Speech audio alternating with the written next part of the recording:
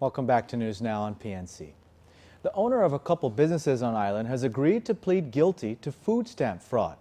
According to a plea agreement filed in district court, Zong Zeng used two of his businesses, Panda King and Andy Rent-A-Car, to defraud the government out of food stamp benefits. Court papers say that between February 2013 and July of last year, Zhang accepted EBT cards from food stamp recipients and paid them back in cash, but less than the value of their SNAP benefits. Zhang also allowed customers to use rental cars in exchange for food stamp cards. At times, Zhang even kept the cards and pins to use as payment towards a customer's rental car. Zhang is also accused of using the EBT cards to purchase groceries for his restaurant, Panda King, at the Guam Premier Outlets, which is now closed. Zhang faces a sentence of up to 5 years in prison and a fine of up to $250,000. He's agreed to pay a restitution of $2,800, but the documents state that Zhang obtained at least $4,235 in proceeds from food stamp fraud. Expect to see more police officers patrolling our streets in the coming months. Another cycle of police officers has started and will add 14 more officers to the force.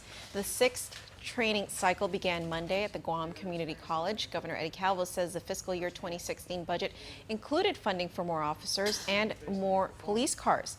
Guam Police Department spokesman Officer A.J. Balahaja says after the trainees complete their training sometime in September, they'll undergo on-the-job training where they'll shadow a field training officer. He says the department plans on sending the trainees out in the streets right after they graduate. We are very pleased to have this group starting. We are looking at starting another cycle soon as part of the governor's commitment to the people of Guam and bringing more officers into our department. So you're going to see a steady increase of officers for the next few years. Balahaja says planning for a 7th police academy cycle is underway. A release from the governor's office says compact impact funding has been identified for 25 more police officer trainee positions. The academy is held at the Guam Community College and is funded by GCC's apprenticeship program.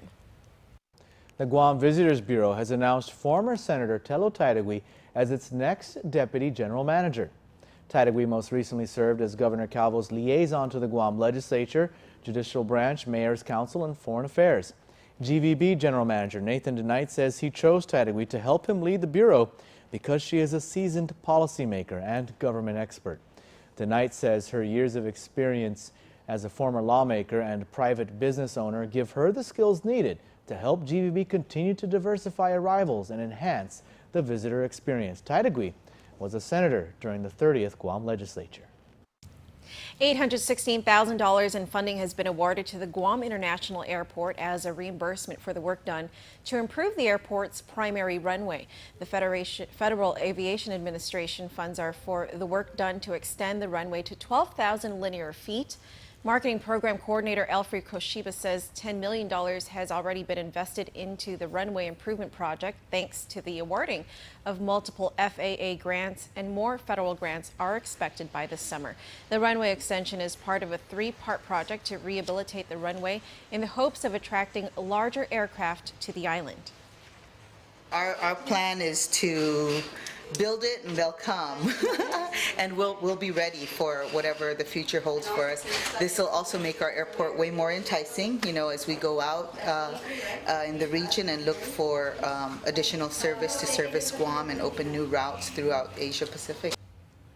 And the other aspects of the project include the closure of Central Avenue and the installation of pathway lights. To celebrate Black History Month, high school students worked together to raise awareness on issues that they felt are significant to the youth and the people of Guam. PNC's Rosel Romanes joins us now for more on this report. February is Black History Month, an important moment for America to look back and celebrate the achievements and contributions African Americans have made in U.S. history. In honor of those historical giants and the fight they gave for their rights, local high school students participated in a wave this afternoon in hopes of bringing the island's issues to the attention of elected leaders. A you saw a wave with signs calling for action on crime, education, roads, and rebuilding of schools, those were high school students trying to voice their concerns. In celebration of Black History Month, Simon Sanchez, JFK, Teason, and Southern High participated in a wave to highlight issues that face the island community and to encourage our elected officials to make a move. Students from Simon Sanchez say they've been trying to get island leaders to rebuild their schools for years now. A senior tells PNC that when it rains, students have to deal with leaks in the hallway and getting wet after school because the only sunroof they had outside was taken down after it was deemed unsafe. It was like tin and it was falling apart, so they took it down and they never got back to it. So like when it rains, we all get wet. When I first came to this school, I was kind of shocked at how slow the system was in education. Instead of them having those raises, they can be putting it towards rebuilding Sanchez or rebuilding our roads, rebuilding a new trash place for people to dump our trash into. The students also expressed anxiety about the growing number of crimes on island and the need for more street lights to keep our roads safer, among other things. Seniors explain what their goals are with this outreach. I want the future generations to come to a better school and a better environment than what we seniors already have gone through. And hopefully the senators will see that and do something about it. It took a lot for African Americans to get their voices heard and for something to change. So, in turn, hopefully we can make a difference and make a change for our future and for them to benefit and enjoy. Rosal Romanes, PNC News. Speaking of waves, Joanna O's ready to tell us if we can expect any waves in the weather.